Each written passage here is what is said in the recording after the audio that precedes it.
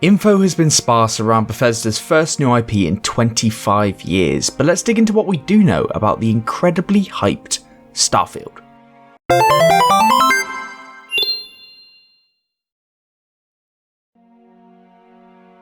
Hello and welcome to this video. I'm Ben from the Grumpy Gamers and I'm very excited about Starfield. Ever since I watched Firefly all those years ago, I've been obsessed with the idea of life hundreds of years from now and what our lives could actually be. Sure, we've had Star Wars, we've had any number of other space-based programs and films, but any chance I could get to shove Mao into a video, I'll take it.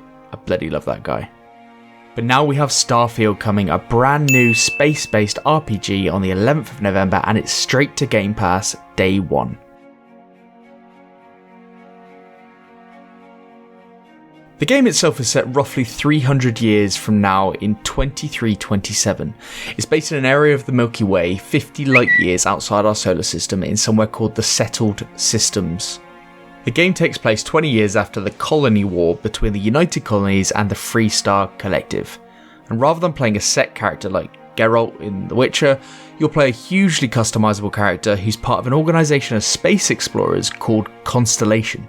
And in the trailer that's playing right now is where we got our first small clues as to what this organisation could be. For Elder Scrolls fans, the exciting thing is that Todd Howard, the game's director and executive producer, has described this game as Skyrim in space. He also said in an interview with The Telegraph that it's also a bit more hardcore of a role-playing game than we've done. It's got some really great character systems, choosing your background, things like that.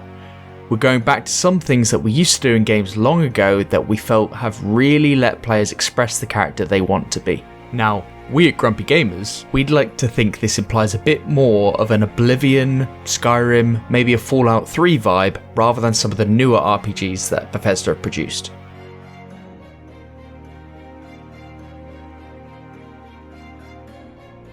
Skyrim in space, right? Well, what does that mean? Many of us know Bethesda for RPGs like the Elder Scrolls games and Fallout. And yes, like those, this game will also be playable in both first person and third person. Pete from the pod will be very, very happy. Apart from that, not an awful lot is known. Yes, you travel to different planets and colonies, you befriend different rivaling factions.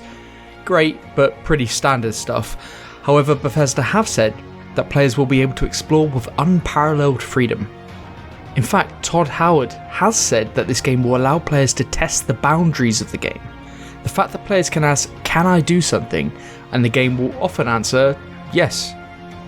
There are some games that manage this approach so well, like Zelda Breath of the Wild, which, in my opinion, set a new standard for innovation and letting players decide on solutions to situations and those solutions just working.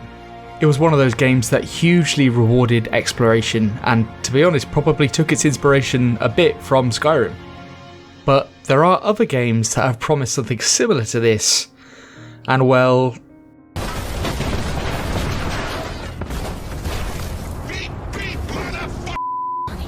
Did you see what happened? Something feels off here.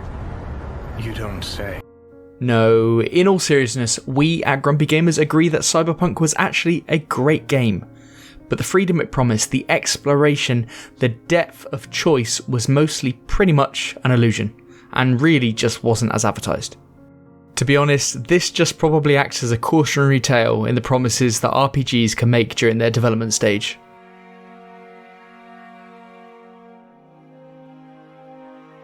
Look, I'm not going to sit here and have a go at Skyrim, but I kind of am. They've churned this game out again and again, and we're all now very, very familiar with how it looks. And pretty much every Bethesda RPG since, even up to Fallout 76. But shh, that game doesn't exist. These poor RPGs have been crying out for a new game engine for far too long. But now they have one, the rather innovatively named Creation Engine 2, following on from Creation Engine.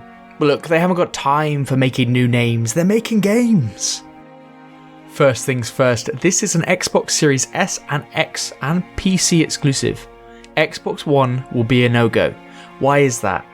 This game will be made in the new Creation Engine 2, and we do have acute experience of newer games of significant scope attempting to work on older hardware. Please see Cyberpunk above.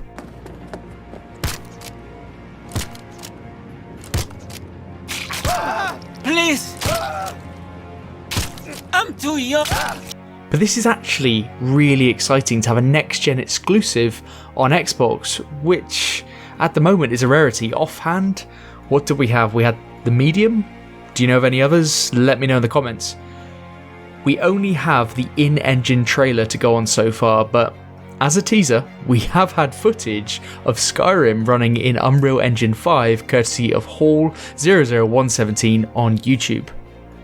Enjoy this Bethesda game running in a brand new engine for a minute, because if their purpose-built Creation Engine 2 looks anything like this, we're in for a real treat.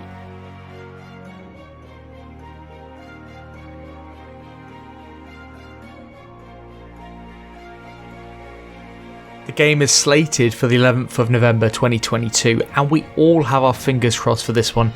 Reports coming from Bethesda are that release timing is on track, and that's certainly what we hope for. But they would say that at this stage, kind of regardless.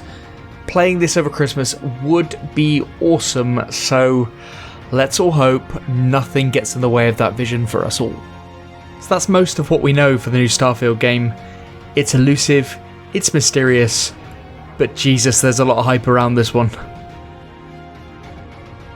If you've liked this video, please like and subscribe. It does us the world of good, and we'll make more of this type of content. We have a podcast that comes out every single Wednesday wherever you download your podcasts, Grumpy Gamers. And until then, it's GG from me.